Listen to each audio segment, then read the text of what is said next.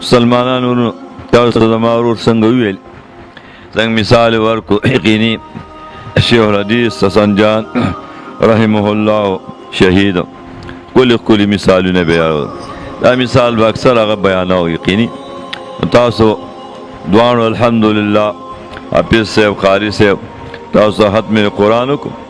پای کی شریک شوی دا غیر ختم ثواب ملو شو ودا ترجمه ختم دی دا ثواب ملو شي او بل لاره چې دا الله د کور ملمانه او دا الله د خو کتاب ملمانه نو دا اولیاء خبر نو رحمتونو باران دی نو خو بمینه باندې کینې کوشش کوم یا آسان خبره کوم یا تاسو ټول به پوهیږئ دا سورۃ اخلاص یہ تو اخلاص ویلے کی اخلاص معنی خالص توحید خالص دا اللہ وحدانیت بنیادی شے چے کم دے بمخدز مکہ کی کپ آسمانون کے دے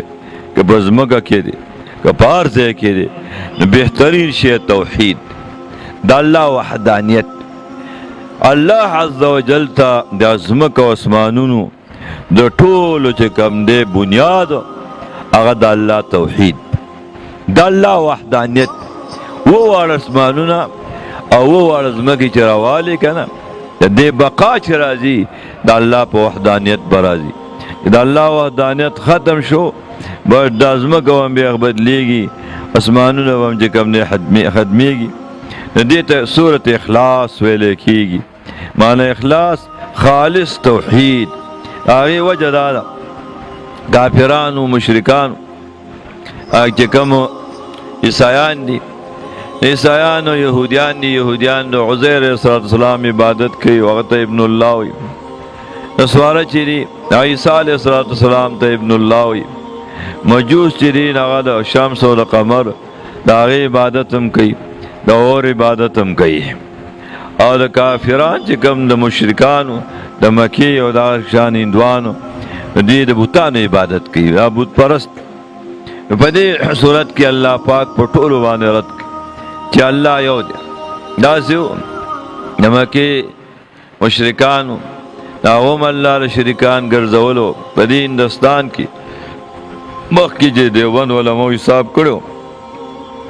30 کروڑه خدایانو اوس خو که نه افراد ډېر شوي دي دا د هندو ځان له خدای وي هغه د باران ځان له خدای وي د پیسو حاصلولو ځان له خدای وي هغه چې کوم د پیسو خدای که نه هغه د ځوانې ښځې په شانې ما خپلې لیدلي ملیشي هغه د ځوانې ښځې په شانې د هغه نه پیسې غواړي د باران ځان له خدای د هغه نه باران غواړي د الله پاک پر ټولو باندې رد کړي یو ټولو مالک ایو الله دی نو مشرکانو هم تپوس وکړو او د یهودیان چې وو په یهودو کې هم ارامیان د شرارت دپاره به شیطاني کوله تپوس یې کو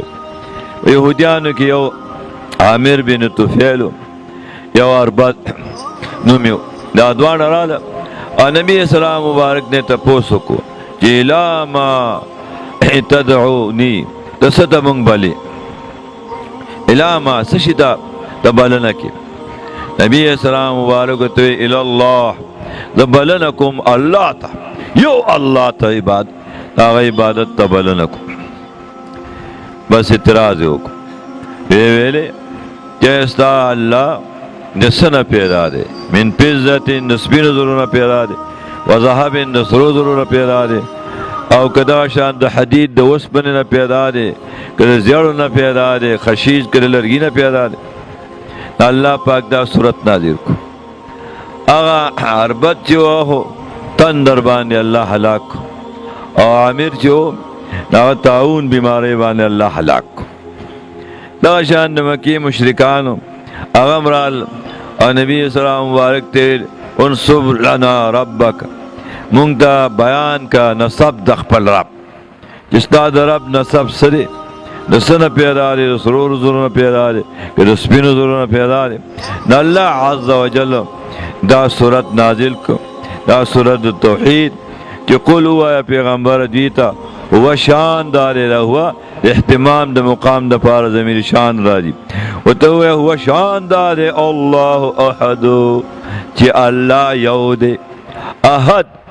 احد او واحد دواړه په معنا یکتا دونه فرق دی چې احد مرکب د ترکیب نه نوي اجزاو نه مرکب نوي او واحد چې دی هغه مرکب د اجزاو نه وي نو دوی ته ووایه وشان دا دی چې الله احد الله چې کوم دی هغه ذات ته وایي چې واجب الوجود دی مستجمع دی تمام صفاتو د کمال نه منزه دی د هر قسم زوال زمک اسمانونه نو عرش نو الله دا ټول زمک اسمانونه به ختمیږي الله به چې کوم دی نو الله پاک احد نو احد هغه چاته ویل کېږي الوتر الذي لا شبه له ولا نظير له ولا صاحب له ولا ولد له ولا شريك له احد هغه چاته وي چې داغه نه نظیر وي او نه داغه مثل وي او نه داغه بچی وي نه داغه بیبي وي نه داغه سره شریک هغه احد دې ته ذکر سورۃ اخلاص وایي چې دې کې خالص د الله وحدانیت دا غي ذکر چې کوم نه کی دې ته وایي چې قل هو پیغمبر الله احد الله احد دې اصل کې دا وحدونو